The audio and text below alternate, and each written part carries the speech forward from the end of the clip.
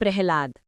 प्यारे बच्चों, आज हम सुनेंगे कहानी विष्णु जी के प्रिय भक्त प्रहलाद की। बच्चों, बहुत समय पहले की बात है। एक राजा था जिसका नाम था हिरण्यकश्यप। उसने ब्रह्मा जी की बहुत तपस्या की और उनसे बोला, ब्रह्मदेव, मुझे ऐसा वरदान दीजिए कि मुझे कोई इंसान न मार सके, न कोई जानवर मार सके, न मैं दिन में मरूं, न मैं रात में मरूं, न मैं घर के अंदर मरूं, न मैं घर के बाहर मरूं, न मैं जमीन पर मरूं, न मैं आसमान में मरूं, न कोई हथियार मुझे मारे, न किसी शक्ति से मैं मरूं। तथास्तु, पर ध्यान रहे, मेरे दिए हुए वरदान का गलत उपयोग मत करना, वरना तुम्हारे साथ बुरा होगा। अब ब्रह्मा जी से वरदान मिलने के बाद हिरण्यकश्यप को अपने ऊपर बहुत घमंड हो गया और वो अपने आप को ही भगवान समझने लगा।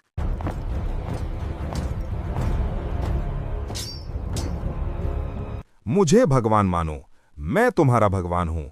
मेरी पूजा करो। मेरे राज्य में सिर्फ मेरी पूजा होगी। कोई विष्णु की पूजा नहीं करेगा।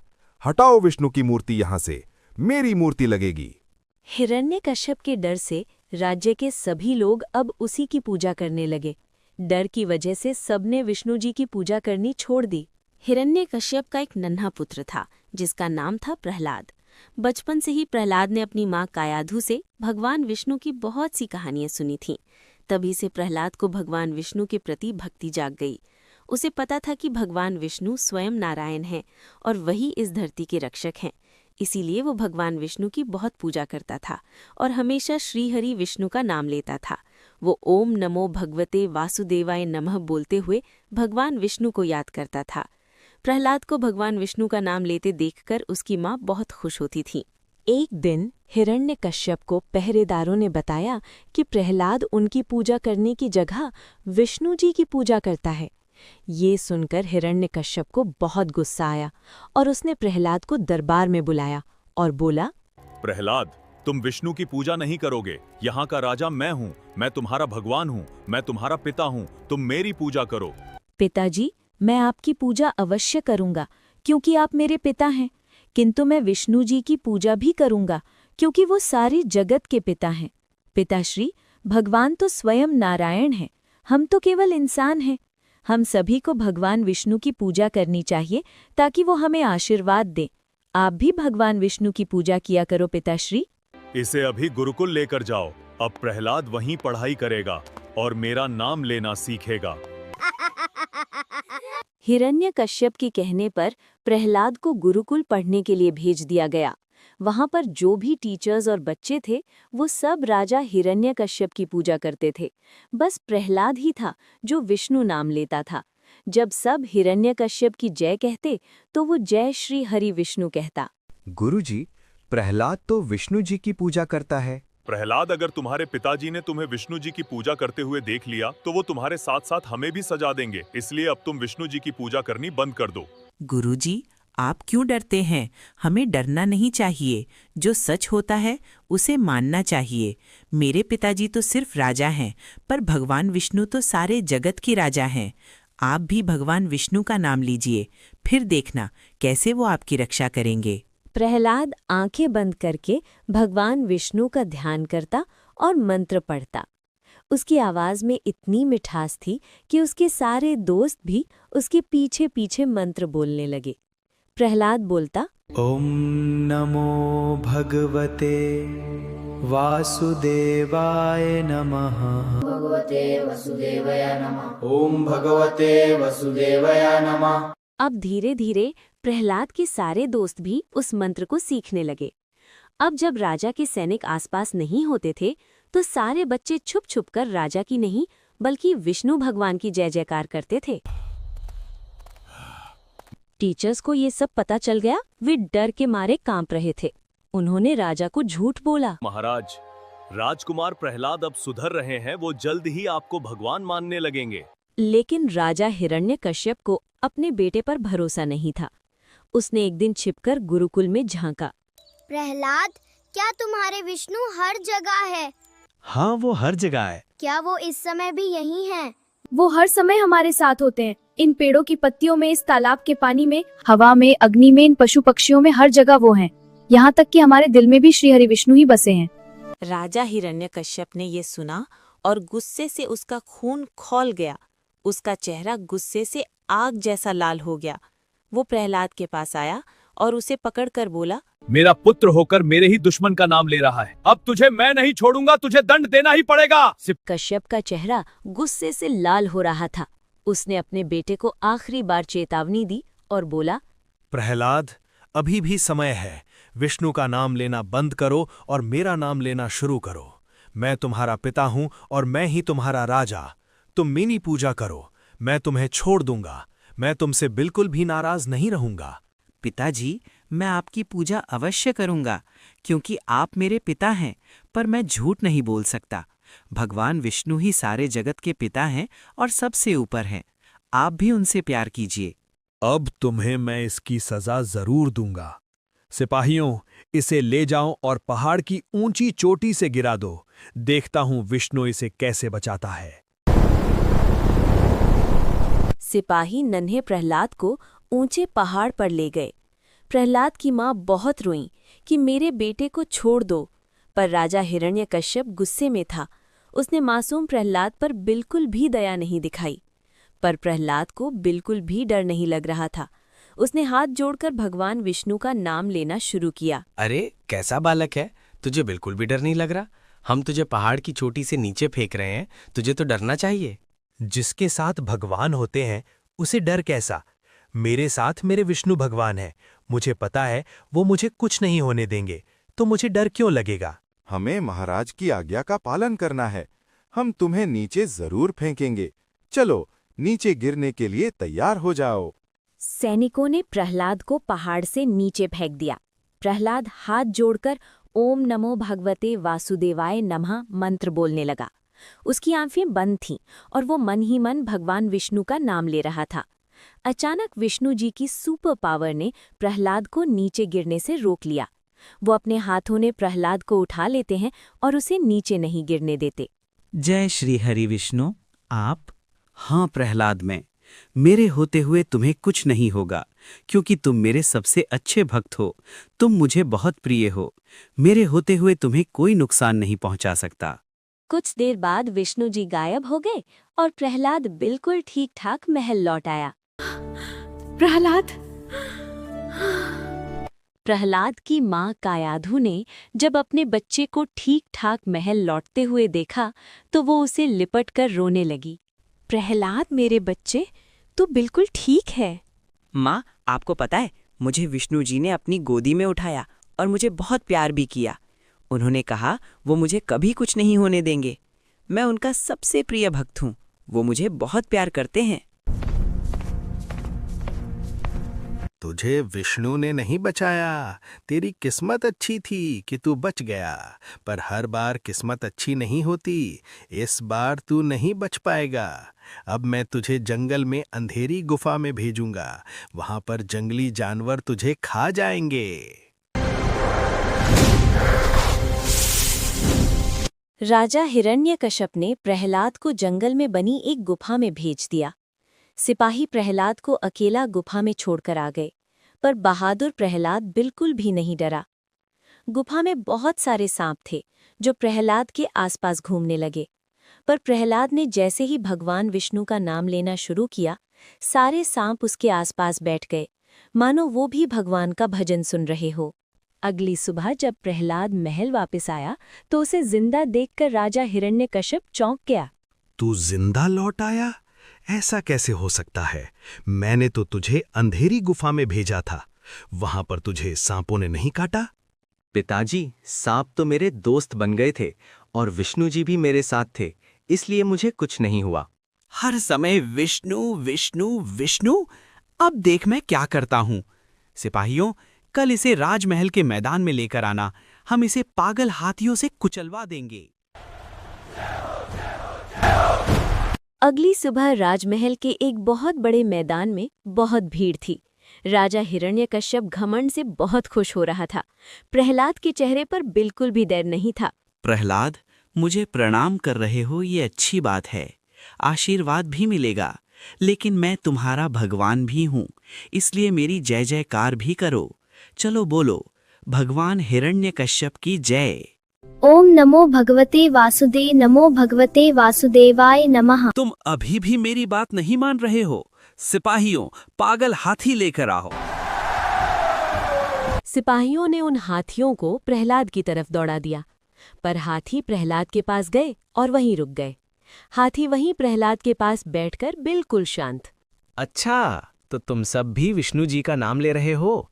हाथी महाराज, आपकी भी जय हो। हाथी अपनी सूंड उठाकर प्रहलाद को प्रणाम करते हैं और प्रहलाद एक हाथी के ऊपर बैठ जाता है। राजा हिरण्यकश्यप हैरान रह गया। राजा ने प्रहलाद को जेल में डाल दिया और उसे भूखा प्यासा रखा। पर भगवान तो अपने भक्तों को कभी भूखा प्यासा नहीं रहने देते। विष्णु जी तुरंत अपने भक्त के पास दौड़कर चले आए। बेटा, आंखें खोलो, देखो मैं तुम्हारे सामने हूँ। बोलो तुम्हें क्या चाहिए? भगवान जी, मुझे तो बस आप अपना आशीर्वाद दे दो और मैं हमेशा आपका नाम लेता रहूं। मुझे ऐसी शक्ति दो। मेरे प्यारे बच्चे, अगर भूख लगे तो तुम ये खा लेना। भगवान विष्णु के चमत्कार से प्रहलाद के सामने बहुत सारे टेस्टी पकवान आ गए। फिर प्रहलाद ने खुशी खुशी खाना खाया और सो गया। भगवान विष्णु उसे अपना आशीर्वाद देकर अगले दिन राजा हिरण्यकश्यप को जब ये बात पता चली तो वो गुस्से से भर गया। उस समय प्रहलाद की बुआ, जिसका नाम होलिका था, वो महल आई हुई थी। राजा हिरण्यकश्यप बहुत ही घमंडी था, तो वैसी ही घमंडी उसकी बहन होलिका भी थी। उसे भी ब्रह्मा जी से एक वरदान प्राप्त था। एक बार होलिका ने बहुत तपस्या की और ब्रह्मा जी से एक वरदान मांगा। उसने ब्रह्मा जी से कहा कि ब्रह्मदेव, मैं आपसे ये वरदान मांगती हूँ कि मैं कभी भी आग से न जलूं। होलिका, मैं तुम्हें वरदान तो दे दूंगा, पर ध्यान रहे तुम इसका गलत उपयोग नहीं करोगी। अगर तुमने इस वरदान से किसी को नुकसान पहुंचाने की कोशिश की तो इस वरदान का जादू खत्म हो जाएगा, साथ ही तुम्हारे साथ बहुत बुरा भी होगा। इसलिए हमेशा अच्छे कामों के लिए ही इसका उपयोग करना, बुरे कामों के लिए नहीं। पर आज होलिका बुरे काम के लिए इस वरदान का उपयोग कर रही थी। वो अपने भतीजे प्रहलाद को अपने साथ आग में बिठाने वाली थी, जबकि उसको पता था कि आग से नन्हा सा प्रहलाद जल सकता है। भैया, मेरे पास एक रास्ता है जिससे प्रहलाद डरकर आपका नाम जरूर लेगा। तुम ऐसा क्या करोगी बहन, जिससे प्रहलाद डरकर मेरा नाम लेना शुरू कर देगा? भैया, आप जानते हो ना कि मेरे पास ब्रह्मा जी का दिया हुआ वरदान है। मैंने तपस्या करके ब्रह्मा जी से वरदान लिया था कि कोई भी आग मुझे जला न पाए। इसी वरदान का उपयोग करने का समय आ गया है भैया। आग मेरा कुछ नहीं बिगाड़ पाएगी, पर हाँ, प्रहलाद सीधे रास्ते पर जरूर आ जाएगा। मैं प्रहलाद को अपनी गोद में लेकर आग पर बैठ जाऊंगी। जैसे ही आग जलने लगेगी, प्रहलाद घबरा जाएगा। वो डरकर विष्णु का नाम छोड़ देगा और आपकी पूजा करने लगेगा। अगर नहीं माना तो उसे सजा मिलेगी। राजा हिरण्यकश्यप ने अपनी बहन की बात सुनी और उसकी आंखों में एक नई उम्मीद की चमक आई। राजा हिरण्यकश्यप बहुत बुरा था। उसे तो लगता था कि वही दुनिया में सबसे शक्तिशाली है। पर आप तो जानते हो बच्चों, भगवान से शक्तिशाली कोई भी नहीं। भगवान सबसे बड़ी सुपर पावर हैं और वो अपने भक्तों की रक्षा जरूर करते हैं। अगले दिन सुबह सुबह ढोल नगाड़ों के साथ लोगों को एक बड़े से मैदान में इकट्ठा किया गया। सबके चेहरे डरे हुए थे। लोग आपस में बातें करने लगे कि आज राजा छोटे से प्रहलाद के साथ क्या करने वाला है। सब लोग मासूम प्रहलाद की तरफ देख रहे थे। उसी समय होलिका आ जाती है। उसने लाल रंग की साड़ी पहन रखी थी। आंखों में घमंड था, जैसे वो कह रही हो कि वो बहुत ताकतवर है। वो मुस्कुराकर बोली, भैया आप चिंता मत करो, मैं प्रहलाद को डराऊंगी। उसे जबरदस्ती पकड़कर बैठूंगी ताकि वो भागे ना। ओम नमो भगवते वासुदेवाय नमः। थोड़ी देर बाद 2 सिपाही नन्हे प्रहलाद को मैदान में लेकर आए। वहां पर बहुत सारी लकड़ियां रखी हुई थीं, पर प्रहलाद फिर भी नहीं डरा। उसने उस समय विष्णु जी को याद किया, मन में उनका मंत्र पढ़ा। ओम नमो भगवते वासुदेवाय नमः। प्रहलाद, क्या तुम जानते हो, आज मैं तुम्हें अपने साथ आग पर लेकर बैठने वाली हूँ। तुम्हारे पिताजी कहते हैं कि तुम उनका नाम नहीं लेते हो, इसीलिए आज वो तुम्हें मेरे साथ आग पर बैठने के लिए कह रहे हैं। अगर तुम्हें डर लग रहा है तो मैं भैया से कहूंगी कि वो तुम्हें माफ कर दें और अपना गुस्सा छोड़कर तुम्हें प्यार करें। बस एक बार तुम उन्हें भगवान मान लो और बोलो, भगवान हिरण्यकश्यप की जय। पिताजी महाराज की जय। बहुत अच्छे, अब बोलो, भगवान हिरण्यकश्यप की जय। भगवान विष्णु की जय। तू नहीं मानेगा तो बहुत जिद्दी है। भैया ठीक कहते हैं, तुझे सजा मिलनी चाहिए। आज मैं तुझे अपने साथ आग पर लेकर बैठूंगी और तू आग से जल जाएगा। देखती हूँ तेरे भगवान तुझे कैसे बचाते हैं।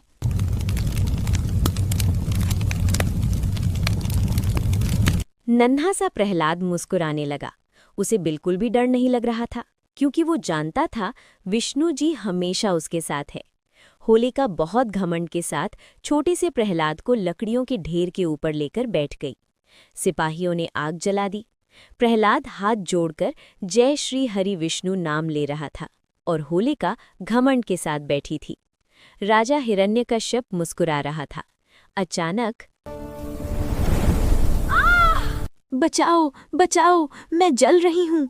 ऐसा कैसे हो सकता है ब्रह्मदेव, क्या आपका वरदान झूठा था? होलिका, तुमने मेरे दिए हुए वरदान का गलत उपयोग किया है, इसीलिए तुम्हें इसका दंड प्राप्त हुआ है। होलिका जल गई और भगवान विष्णु की शक्ति से प्रहलाद को कुछ भी नहीं हुआ। वो बिल्कुल सुरक्षित था। इतनी परेशानियों के बाद भी प्रहलाद ने भगवान विष्णु का नाम लेना नहीं छोड़ा।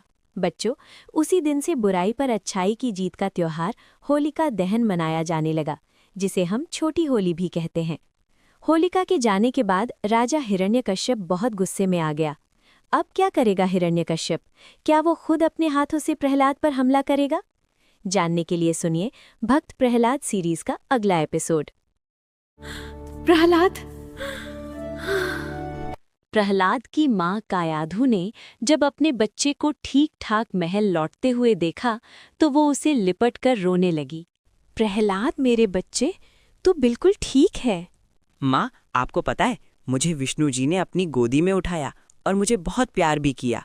उन्होंने कहा वो मुझे कभी कुछ नहीं होने देंगे। मैं उनका सबसे प्रिय भक्त हूँ। वो मुझे बहुत प्यार करते हैं। तुझे विष्णु ने नहीं बचाया। तेरी किस्मत अच्छी थी कि तू बच गया, पर हर बार किस्मत अच्छी नहीं होती। इस बार तू नहीं बच पाएगा। अब मैं तुझे जंगल में अंधेरी गुफा में भेजूंगा। वहां पर जंगली जानवर तुझे खा जाएंगे। राजा हिरण्यकश्यप ने प्रहलाद को जंगल में बनी एक गुफा में भेज दिया। सिपाही प्रहलाद को अकेला गुफा में छोड़कर आ गए, पर बहादुर प्रहलाद बिल्कुल भी नहीं डरा। गुफा में बहुत सारे सांप थे जो प्रहलाद के आसपास घूमने लगे, पर प्रहलाद ने जैसे ही भगवान विष्णु का नाम लेना शुरू किया, सारे सांप उसके आसपास बैठ गए, मानो वो भी भगवान का भजन सुन रहे हो। अगली सुबह जब प्रहलाद की माँ कायाधु बहुत चिंतित होकर महल के बाहर खड़ी थी। होलिका दहन के बाद जब उन्हें पता चला कि प्रहलाद सुरक्षित है, उनकी आंखों में खुशी के आंसू आ गए। उन्होंने प्रहलाद को गले से लगाते हुए कहा, मेरे लाल, मैं बहुत डर गई थी। मुझे लगा कहीं फिर तुम्हारे पिता तुम्हें कष्ट न पहुंचाएं। भगवान ने तुम्हारी रक्षा की बेटा। तुम्हारी भक्ति पर मुझे गर्व है। माँ, भगवान विष्णु हमेशा अपने भक्तों की रक्षा करते हैं। आप चिंता मत करिए, मैं ठीक हूँ। कायाधु की आंखें भर आईं। वो अपने बेटे को गले से लगाकर प्यार करने लगी। तभी दूर से सिपाही आवाज लगाते हैं, प्रहलाद, चलो, महाराज तुम्हें इसी समय महल में बुला रहे हैं। फिर से तुम्हें बुलाया जा रहा है पुत्र। जाने क्यों मेरा मन बहुत डर रहा है। माँ, आप डरो मत। जहाँ विष्णु भगवान हैं, वहाँ डर की कोई जगह नहीं होती। आप बस श्री हरि विष्णु का नाम लो, वो आपके मन का सारा डर निकाल देंगे। जब मुझे डर लगता है तो मैं भी विष्णु जी का नाम लेता हूँ और वो मेरे मन का सारा डर निकाल देते हैं। तुम सही कह रहे हो पुत्र। मैं उनसे प्रार्थना करूंगी कि वो तुम्हारी रक्षा करें। हे भगवान विष्णु, मेरे पुत्र की रक्षा करना। सिपाही प्रहलाद को राज दरबार में ले आए। हिरण्यकश्यप गुस्से में प्रहलाद से बोला, तुम कहते हो कि तुम्हारे विष्णु हर जगह हैं, तो क्या वो इस समय इस राज दरबार में भी हैं? जी पिताजी, वो इस समय इस दरबार में भी है। तुम कहते हो विष्णु हर जगह है, पर मुझे तो तुम्हारा विष्णु कहीं दिखाई नहीं देता। पिताजी, आप सच्चे मन से उनका नाम लीजिए, वो आपको जरूर दिखाई देंगे। क्या कहा, मैं उसका नाम लूं? कभी नहीं। यहाँ का भगवान मैं हूँ, मैं भगवान हिरण्यकश्यप। मैं कभी उसका नाम नहीं लूंगा। और तू कहता है कि वो हर जगह है। मैं कहता हूँ, बता, क्या तेरा विष्णु इस खंभे में है? जी पिताजी, भगवान विष्णु इस खंभे में भी हैं। क्या कहा? तेरा विष्णु इस खंभे में भी है? फिर मुझे क्यों नहीं दिखाई दे रहा? अच्छा, तो मुझे ये खंभा तोड़ना होगा। मैं इस खंभे को तोड़ता हूँ, फिर देखता हूँ इस खंभे में से तेरा विष्णु कैसे बाहर आता है। राजा हिरण्यकश्यप अहंकार में भरा हुआ अपने सिंहासन से उठा और उसने जोर से खंभे के ऊपर अपनी गदा मारी और एक बहुत जोरदार धमाका हुआ। पूरा राजमहल कांप गया। ऐसे आवाज होने लगी मानो बादल गरज रहे हों। खंभा बीच में से टूट गया। बच्चों, उस खंभे में से भगवान विष्णु नरसिंह अवतार में प्रकट हुए। उनका आधा शरीर इंसान जैसा था, जो बहुत विशाल और ताकतवर थे। उनका सिर और चेहरा एक विशाल डरावने शेर जैसा था। वो गुस्से से भरे हुए थे। उनके नाखून बहुत बड़े बड़े और तेज धार वाले थे। उन्हें देखकर राजा हिरण्यकश्यप डर कर पीछे हट गया। कौन हो तुम? तुमने ही तो मुझे बुलाया है। तुमने कहा था ना कि मैं इस खंभे में हूं या नहीं, तो मैं इस खंभे से बाहर आया हूं। अभी भी समय है, अपनी गलती मान लो और मेरी शरण में आ जाओ। मैं तुम्हें क्षमा कर दूंगा। तुम और भगवान तुम नहीं जानते हो, मुझे ब्रह्मा जी से वरदान प्राप्त है। न मुझे कोई इंसान मार सकता है, न कोई जानवर। न मेरी मृत्यु दिन में हो सकती है, न ही रात में। न मैं घर के अंदर मर सकता हूं और न घर के बाहर। न मेरी मृत्यु किसी अस्त्र से होगी, न किसी शस्त्र से। मैं अमर हूं। हाँ, मैं अमर हूं। मैं हूं भगवान हिरण्यकश्यप। हे हिरण्यकश्यप, तुम्हारा अहंकार ही तुम्हारे अंत का कारण बनेगा।